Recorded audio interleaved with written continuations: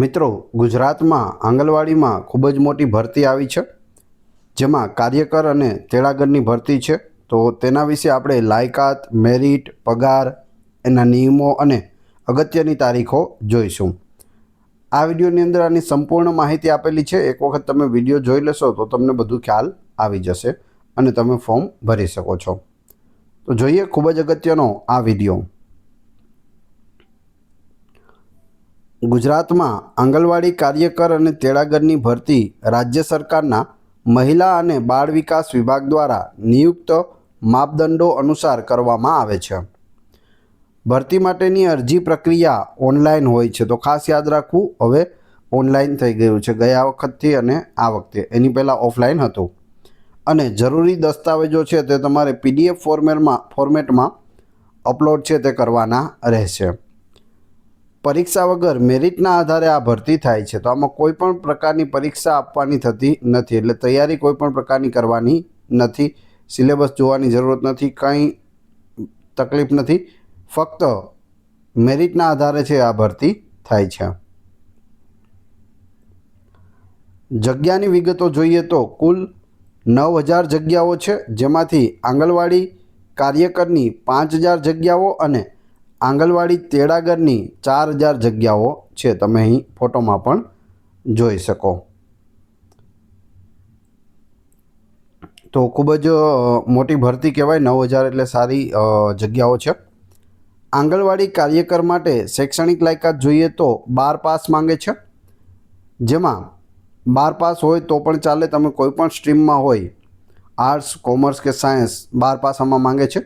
એ સિવાય 10+2 વર્ષનો ડિપ્લોમા હશે તો પણ ચાલશે. એટલે કે 10મું તમે કર્યું અને પછી 2 વર્ષ ડિપ્લોમા કોઈ પણ ઓલા ફિલ્ડમાં કરેલું હોય તો પણ તમે અરજી કરી શકો છો. અથવા મિનિમમ છે તે 12 પાસ માંગેલું છે. અને આંગણવાડી તેડાગર માટે 10 પાસ માંગેલું છે. 10 પાસ હોવા જોઈએ. વધારે અભ્યાસ કરેલો હોય તેને મેરિટમાં ફાયદો થશે. એટલે કે 12 પછી તમે ગ્રેજ્યુએશન અને અનુસ્નાતક પણ કરેલું હોય, માસ્ટર ડિગ્રી, તો તેનો પણ તમને ફાયદો મળશે. કઈ રીતે ફાયદો થાય તે આપણે આગળ મેરિટનું લિસ્ટ જોઈશું. કઈ રીતે મેરિટ બને છે તેમાં ખ્યાલ આવશે. ઉંમર મર્યાદાની વાત કરીએ તો અહીં આંગણવાડી કાર્યકર માટે 18 થી 33 વર્ષ છે, જ્યારે તેડાગર માટે પણ 18 થી 33 વર્ષ છે. મિનિમમ 18 વર્ષ અને મેક્સિમમ 33 વર્ષ છે. જરૂરી ડોક્યુમેન્ટની વાત કરીએ તો શાળા છોડ્યાનું પ્રમાણપત્ર એટલે કે LC, લિવિંગ સર્ટિફિકેટ, ત્યારબાદ જાતિનો દાખલો, ધોરણ 10 અને 12 પાસની અસલ માર્કશીટ, ઓરિજિનલ માર્કશીટ, સ્નાતક અને અનુસ્નાતકના તમામ સેમેસ્ટરની અસલ માર્કશીટ, દરેક પ્રયત્નની માર્કશીટ સાથે અપલોડ કરવાની રહેશે. એટલે કે અલગ અલગ પ્રયત્નો કર્યા હોય, પહેલા પ્રયત્નમાં પાસ ન થયા હોય, બીજામાં થયા હોય, તો દરેક પ્રયત્નની માર્કશીટ છે તે અપલોડ કરવાની થશે. સ્થાનિક રહેઠાણનું પ્રમાણપત્ર હોવું જોઈએ, જે મામલતદાર દ્વારા મળેલું હોવું જોઈએ અને 6 મહિનાથી જૂનું ન હોવું જોઈએ. એટલે તમે ગઈ ભરતીમાં કઢાવેલું હોય તો તે આ ભરતીમાં ચાલશે નહીં. અથવા તો કોઈ પણ કારણોસર તમે 6 મહિના પહેલાં કે 7 મહિના પહેલાં કઢાવેલું હોય તો તે નહીં ચાલે, નવું કઢાવવું પડશે. એટલે કે 6 મહિનાથી જૂનું ન હોવું જોઈએ. તો આ ડોક્યુમેન્ટ છે, આ બધા તૈયાર રાખવા. LC, જાતિનો દાખલો, 10 તેડાગર માટે 10ની માર્કશીટ અને કાર્યકર માટે 12 પાસની માર્કશીટ, સ્નાતક અનુસ્નાતક એટલે કે ગ્રેજ્યુએશન અને માસ્ટર ડિગ્રીના જે અસલ માર્કશીટ હોવી જોઈએ, બધું અપલોડ કરવાનું છે. અને આ ખાસ યાદ રાખજો, સ્થાનિક રહેઠાણનું પ્રમાણપત્ર હોવું જોઈએ. હજુ ડોક્યુમેન્ટ છે સેલ્ફ ડિક્લેરેશન એટલે કે સ્વઘોષણાપત્ર પણ અપલોડ કરવાનું હોય છે. જો કોઈ વિધવા હોય તો તેના અલગથી માર્ક્સ મળે છે, એટલે વિધવા અંગેનું પ્રમાણપત્ર જેને લાગુ પડતું હોય તે આપી શકે છે. આંગણવાડી તેડાગર તરીકેના અનુભવનું પ્રમાણપત્ર જો લાગુ પડતું હોય તો, એટલે કે અગાઉ આંગણવાડી તેડાગરમાં તરીકે જોબ કરેલી હોય તો તેનું અનુભવનું સર્ટિફિકેટ પણ અપલોડ કરી શકો છો. આ બંને લાગુ પડતું હોય તેના માટે છે. અને સ્વઘોષણાપત્ર સુધી બધાને ડોક્યુમેન્ટ છે તે લાગુ પડે છે. નિયમોની વાત કરીએ તો અરજદાર પોતાના વિસ્તાર, ગામ, વોર્ડની આંગણવાડીની ખાલી જગ્યાઓ ઉપર જ અરજી કરી શકે છે. એટલે તમે કોઈ પણ વિસ્તારમાં રહો છો ત્યાં આંગણવાડી છે તો તેમાં તમે એપ્લાય કરી શકો જો ખાલી જગ્યા હોય તો. ગામમાં રહો છો તો ગામની આંગણવાડીમાં જ તમે એપ્લાય કરી શકો. બાજુના ગામમાં જગ્યા હોય તો ત્યાં તમે એપ્લાય કરી શકતા નથી. શહેરની એટલે કે નગરપાલિકા અને મહાનગરપાલિકાઓની વાત કરીએ તો વોર્ડ હોય, તો વોર્ડમાં જે આંગણવાડી હોય તમારે લાગુ પડતી હોય તેમાં ખાલી જગ્યા હોય ત્યાં તમે અરજી કરી શકો છો.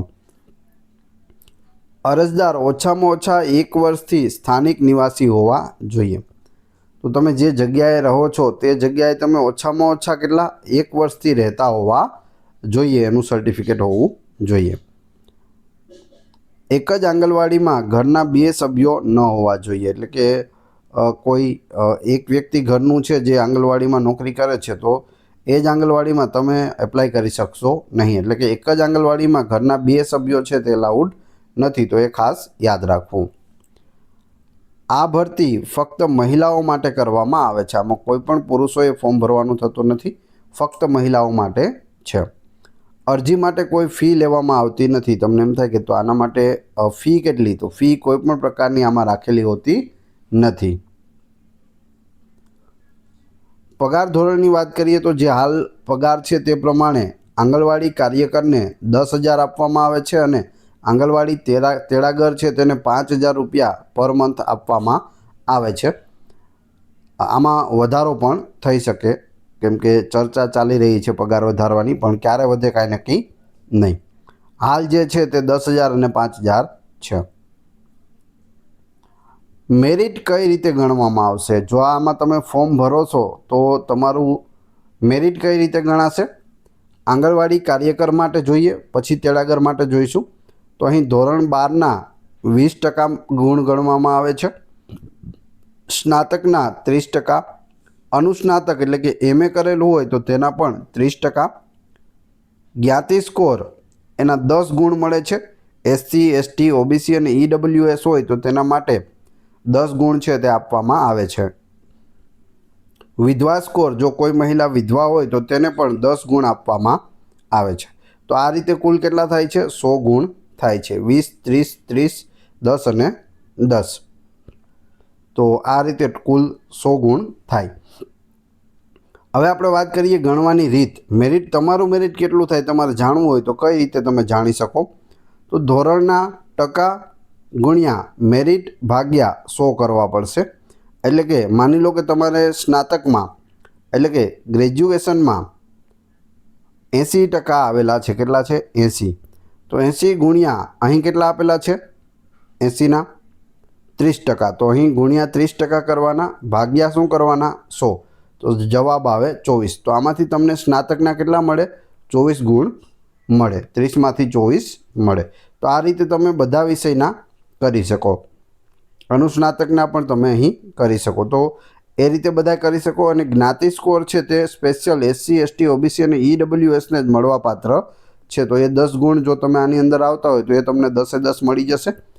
કોઈ વિધવા ફોર્મ ભરે છે તો તેને ડાયરેક્ટ આ 10 ગુણનો ફાયદો થશે. તો આ રીતે તમે તમારું મેરિટ છે તે તૈયાર કરી શકો છો. હવે આપણે વાત કરીએ આંગણવાડી તેડાગરની જે મેરિટ છે તે કઈ રીતે ગણવામાં આવશે. તેડાગર માટે 10 પાસ માંગેલું છે, તો 10 પાસના 20% છે. ધોરણ 12ના 30% છે. સ્નાતકના પણ 30% છે. જ્ઞાતિ સ્કોરના 10%, SC, ST, OBC અને EWS માટે, અને વિધવા સ્કોરના 10 ગુણ, ટોટલ 100 ગુણ. આમાં પણ આ રીતે જ મેરિટ ગણવામાં આવે છે. તમારે 10મા ધોરણમાં કેટલા ટકા છે ત્યાંથી લઈ અને તમે સ્નાતક સુધીના આ રીતે ગણી શકો. અને જો SC, STમાં આવતા હોય તો 10 ગુણ આ ઉમેરવા, વિધવા સ્કોરમાં આવતા હોય તો 10 ગુણ આ ઉમેરવા, એટલે તમારું મેરિટ કેટલું થાય છે એ તમને ખ્યાલ આવી જશે. અરજી કરવાની પ્રક્રિયા વિશે જોઈએ, કઈ રીતે તમારે અરજી કરવાની છે. તો પ્રથમ તમારે આ વેબસાઇટ ઉપર જવાનું છે, ehrms.gujarat.gov.in પર જાઓ. રિક્રુટમેન્ટ વિભાગ પસંદ કરવાનો છે. પછી તમારો જિલ્લો પસંદ કરવાનો છે.